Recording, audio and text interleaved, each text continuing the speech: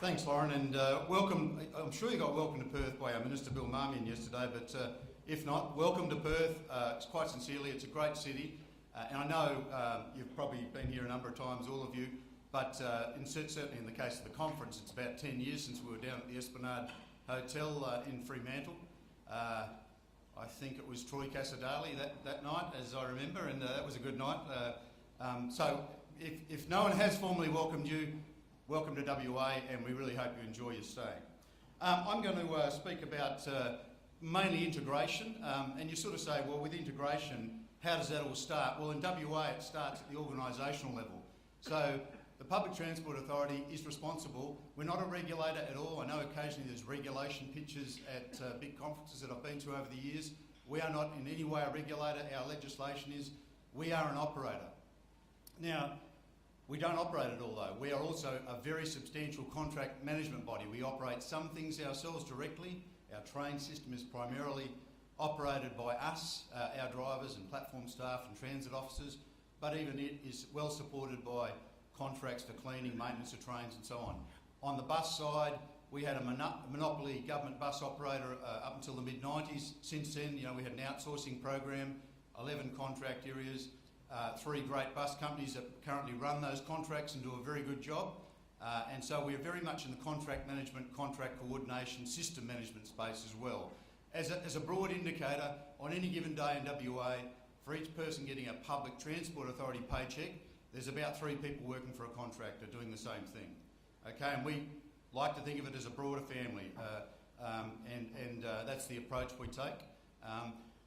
It extends also, so our mandate, if you like, under legislation, as I say, an operator, here in Perth, the TransPerth brand, out to the regional towns by way of train and by coach, and that's the Trans WA brand, and Tim Willison will give a presentation on that this afternoon.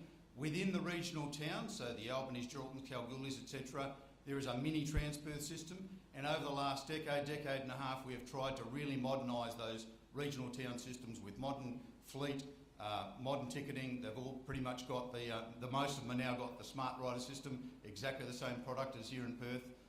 And then we have, for our rural folk, a country school bus system, much like other states and jurisdictions in Australia, and that's a relationship with about 950 odd contracts out there. So, as I say, integration for us starts at the organisational level. We are one body responsible for all aspects of managing public transport for the state. So there aren't these sort of different hierarchies, if you like.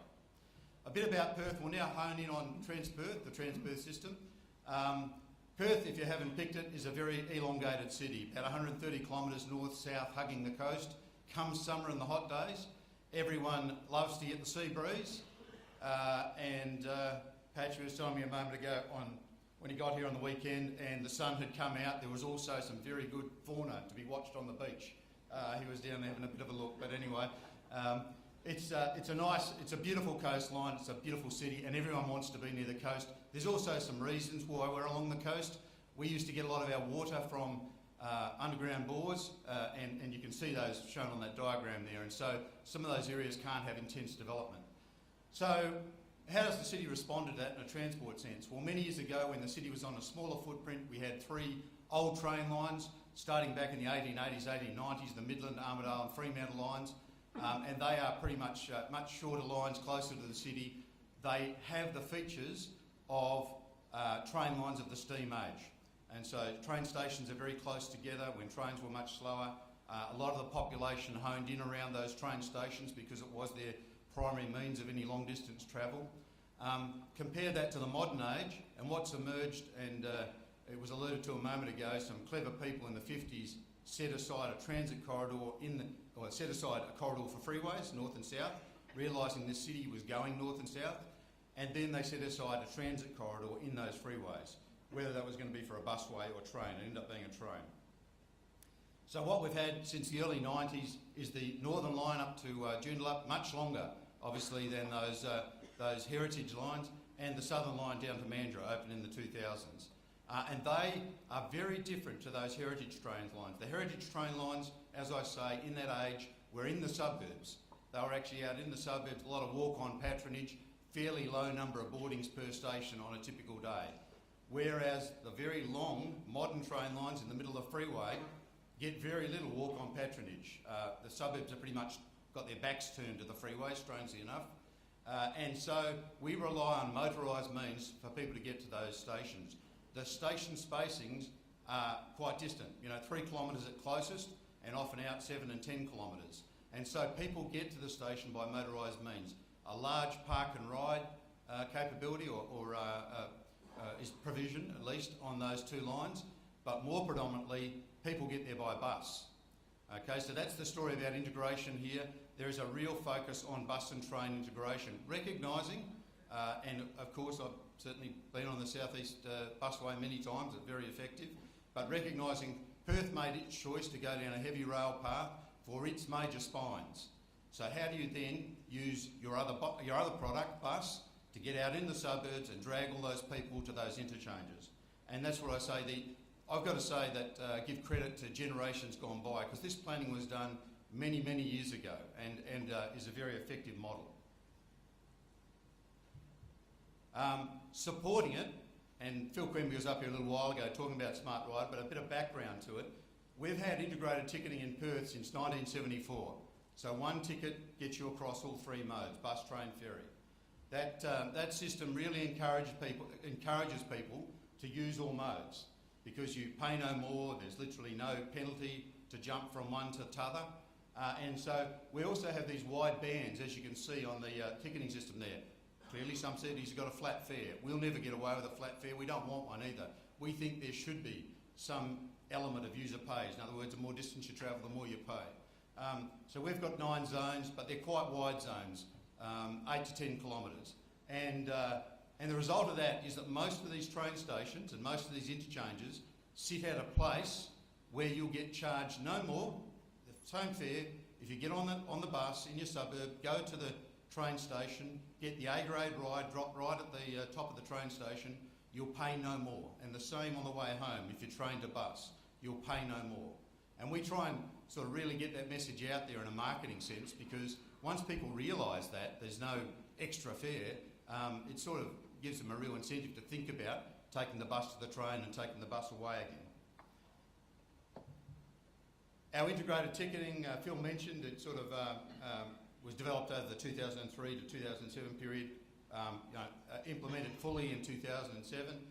Very effective system, very great value for money. And I guess one of the points there is, as you take these journeys, we give you a decent amount of time.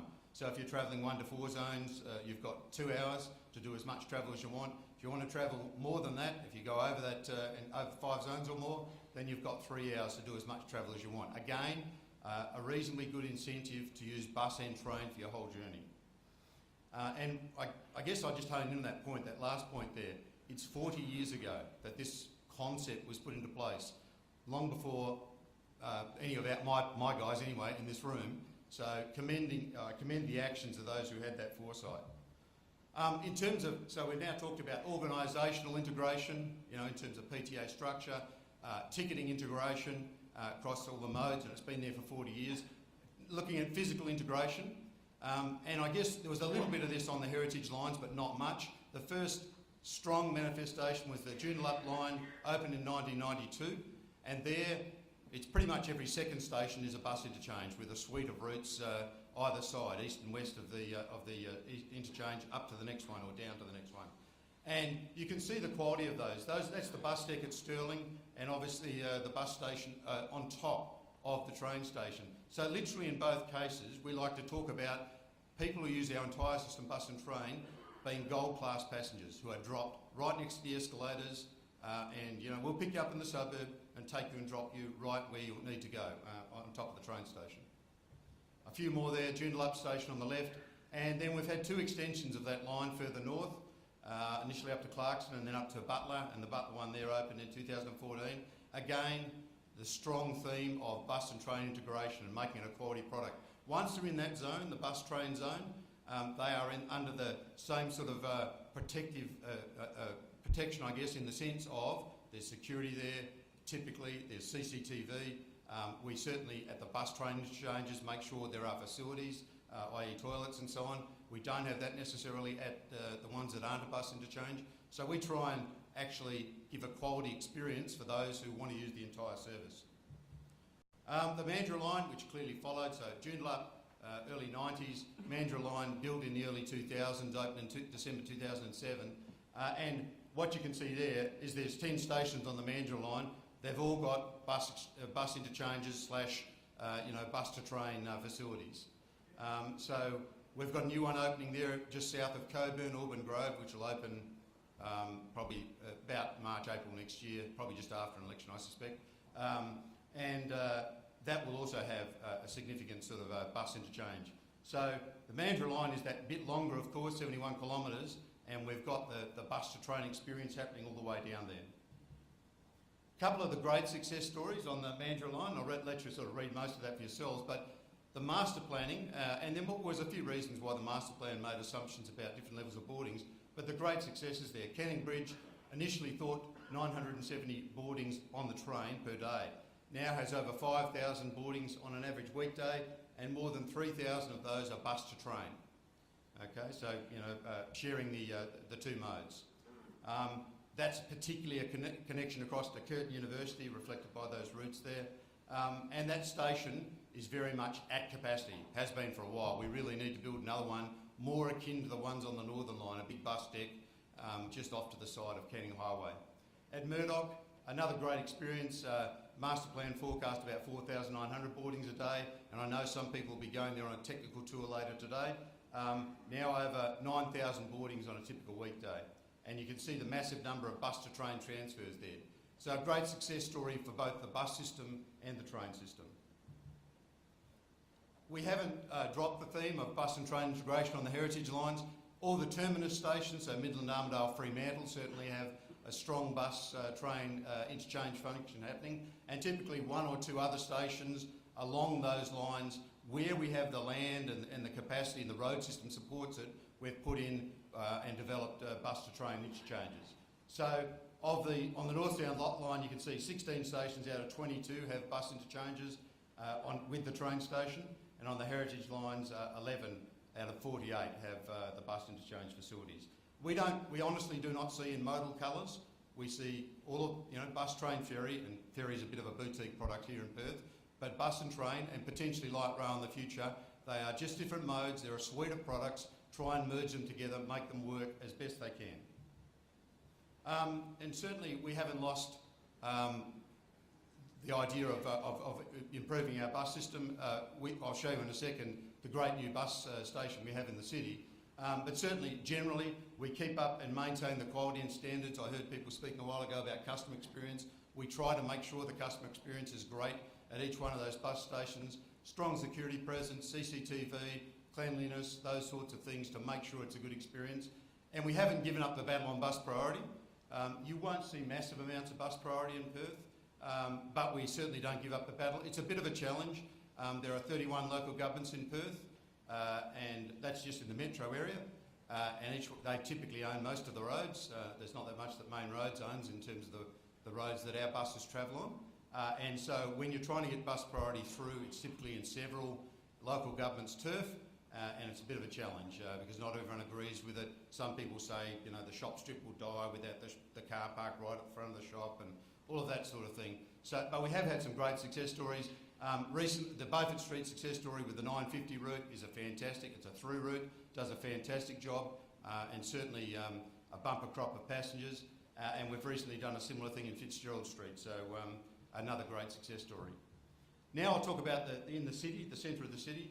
So that area highlighted in the picture used to be the old freight yards, and I'll show a picture of it in a moment, the old freight railway yards. It was a divide. It also had passenger lines through it, passenger rail lines, and it was a divide between the city and Northbridge.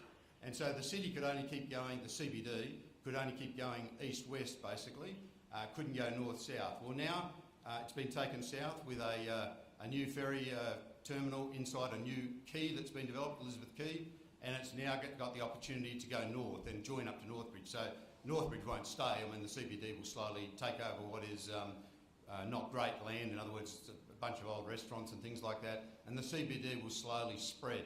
On that site, you'll see that There was a series of road connections we put through. We've gotten rid of the freight yards many years ago. We've sunk the Joondalup line as part of the Mandurah line project. We have recently sunk the Fremantle line that ran through there, so there's no more railway lines through the core part of that area. And we've now sunk the bus station, which some people will be having a look at this afternoon, and I'll show some pictures of in a moment. That sort of frees up the land, and a government redevelopment authority called the Metropolitan Redevelopment Authority is now been out seeking partners to develop on the land that we have released effectively. By putting the railway underground, the bus station underground, we've released land. And when we did the work for it, clearly all the piling and the formation work for both the tunnel and the bus station, we have done all the work. We've piled down to formation level, 30 metres down, so that all the piles are there for the buildings to go on top. Unfortunately, the economy slowed down a bit in Perth, and what I think we thought would happen very quickly, i.e. 20-storey buildings emerge all over that site, as per the picture, will now take a few years to happen, but it will happen. So that's the shot on the left as you're looking at it of the old freight yards back in 1963. Now the freight yards went many years ago. Then the Joondalup line, was removed it was put underground when the Mandurah line came through, and now we've sunk the Fremantle line as well. And what you can see on the right-hand photo in 2012, closest to you is the new Perth Arena. So you might remember there used to be a Michael Edgley Entertainment Centre, the old entertainment centre.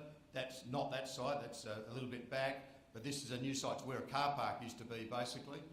That's where the new Perth Arena is, where all our concerts are nowadays, where the Hopman Cup is played, and it's a fantastic venue. What you can see now is, and in the foreground is a temporary bus station, that sort of grey area. I think this is a pointer, is it or not? Oh no, my apologies. Can I jump forward? Okay, I don't know if I've got a pointer. Oh yes, I have. Okay, that's the temporary bus station you can see on this picture up here. These are the portals which are part of our bus station. So if you are going there this afternoon, you'll see them. That's the entry points, effectively, to take you downstairs where there are lifts and escalators. So 3 portals. One day there'll be buildings over the top of those. We would hope they'd be starting now, but they're not starting now. So and all of that land you can see. This is going to be a new mini, and I say mini, Fed Square type thing. So it's called Yagan Square, named after an Aboriginal elder of many years ago. Basically, this all turns into a public open space, celebration space, lots of markets. It's actually a construction site right now. If you go there on the tour today, it'll all be hoarded up, but you can see what's happening behind it.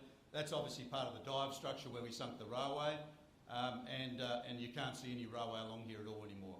And you'll see in a small video clip in a second, that's all underground. We now also have as part of the sinking the rail project, we put in a pedestrian connection, which essentially goes from, this is Old Perth Station, and the pedestrian connection goes out here and across underground to the Perth Underground Station, which was part of the Mandurah line project. So the obvious question is there an underground connection to the bus port? No, it's quite complex. There are twin board tunnels sunk here, around here, that's the Joondalup Mandurah line, and then when we put this in tunnel, we only clear the other twin board tunnels by about 1 metre. So that's there was a reasonably challenging engineering project. Clearly there's a lot of ground stabilisation required. There isn't the capacity basically to put one in here, an underground connection from the bus station to either, you could do it, I mean anything's possible, but it's not necessary because this will be a walkway through here basically, a big mall. And so once this is all developed, this will be a great passenger experience in the sense of transferring from the train across into the bus station. One point, this was all called the Hub Project. You sort of get that. Our transport world, we're all sort of people from the transport world, we understand the concept of hub and spoke. So we called this the Hub Project. Then it got, someone decided there was a better name and called it Perth City Link. But you get the idea of the hub. All the northeastern bus services come in basically to here. Some from other corridors as well come into this underground bus station. They're right next to Old Perth Station, where the Midland, Armidale, Fremantle lines come in, and they're right next to the Perth Underground. So it really is a hub, a transport hub. Okay, that's the pedestrian, you get a sense of that's the sunk, obviously, railway, Fremantle line, and that's the pedestrian walkway and the connection. It's a quality product. Shot of one of the portals that's coming up out of the ground. Clearly that'll be part of a building in the future when the buildings are developed. That's sort of internal within the underground bus station, and some will see it if they're going on the tour. 160 seats, and it is very much akin to an airport style facility where passengers all come into the centre, series of sliding doors obviously. Those doors don't open at will, they open when the bus is ready basically. And it has this sexy thing that I know people have heard about, the dynamic stand management system.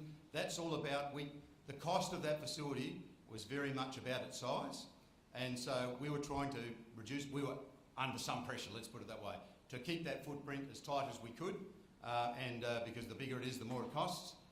And so we came up with this idea, it had been touted in a few other places in the world, of let's sweat the asset, let's have it, in our case, divided into quarters.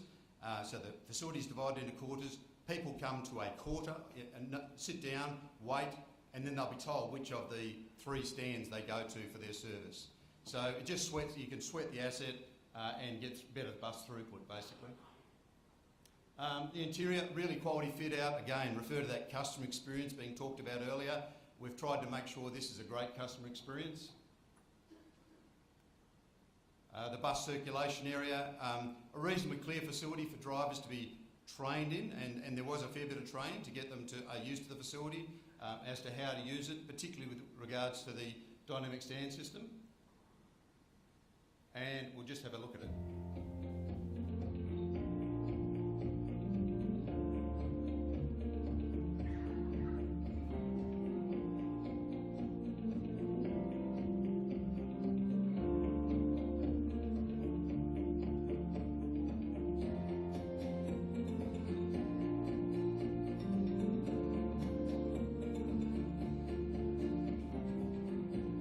Perth has long been recognised as Australia's most integrated public transport system.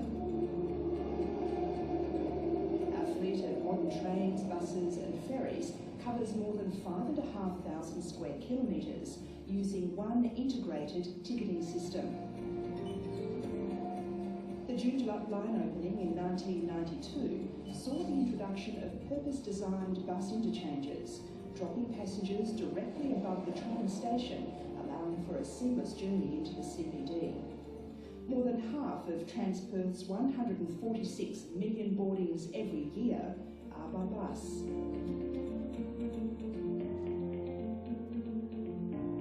In the CBD, buses efficiently transport thousands of people from one end to the other, allowing the city to flow and reducing traffic congestion.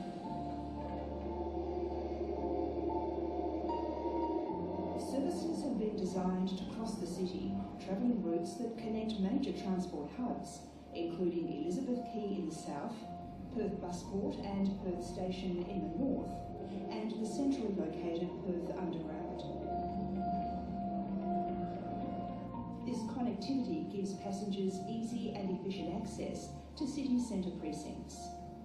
Integration and efficiency is not just about services, but also the facilities they operate from.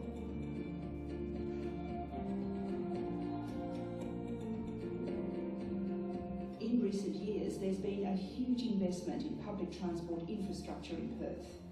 Elizabeth Quay integrates all 3 modes of Transperth services, with a new ferry terminal and close access to both the Elizabeth Quay train and bus stations. The Perth City Link saw the sinking of public transport infrastructure to reconnect the CBD and Northbridge, to revitalise 14 hectares into a mix of commercial, residential and retail zones.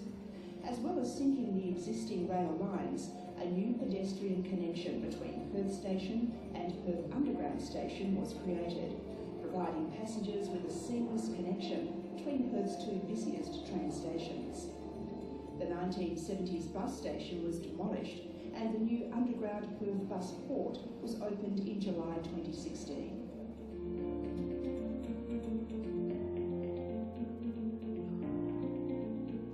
Perth bus port is the first of its kind in Australia.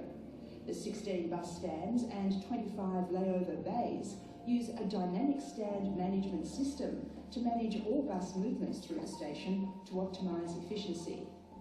For passengers, the bus port operates similar to an airport. They wait in the lounge area until their bus is allocated a stand and then move to that stand. The bus port has been well received by passengers, who welcome the increased amenity and comfort. As Perth continues to grow, the integration of Transperth's network will play a vital role in connecting communities for years to come.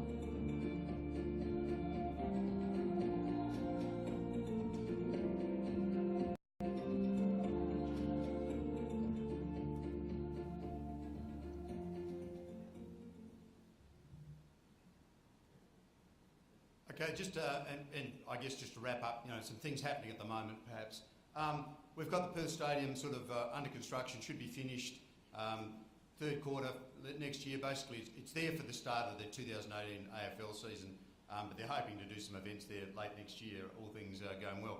There's a significant, 340 million roughly transport build as part of that. Effectively, a very significant new train station, 6 platform faces, space to store 117 cars right there at the station, more space just down the track, so that we've got them sort of waiting for the takeaway. Also a bus station, brand new bus station as part of the stadium, a big walking bridge, and that's hopefully coming on a ship soon. Well, parts of it are there, the big piles are already in the river. If you go past, you'll see them now. You can see this bridge that's going to be there, pretty attractive sort of thing. This is the new train station and part of the new concourse area. But a good bus station right next to the stadium.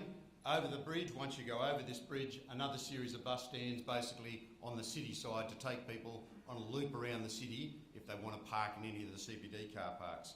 So that's all happening at the Perth Stadium, and you can see that's sort of a bit of a grab of how people, or the takeaways and how many. It's a facility being built with the aim of taking 80% of the 60,000 crowd there by public transport, bus and train, and 80% away again. So it's very much a public transport facility. That's just a quick shot of the aerial view. The other one is the airport line, Forestfield Airport line, so FAL as we call it. So that's a spur off the Midland line around the Bayswater, just past Bayswater. It's an 8.5 kilometre basically tunnel project. There was a sod turning last week. It's been going for a couple of years in terms of geotech work and getting everything ready, but the real construction starts late from now basically and opens late 2020. That's got 3 stations, one at Belmont Park, one at Airport Central right at the Consolidated Airport, which it will be consolidated about 2020, and then one at Forestfield. 2 of the stations, Belmont and Forestfield, again, pick up on that theme of full integration, significant bus interchanges to the train station. So again, it's that same theme. So a lot happening in Perth, a bit slower now because of the economy, but I think in terms of the theme of continuing to create an integrated system, we're well down the path. Thank you.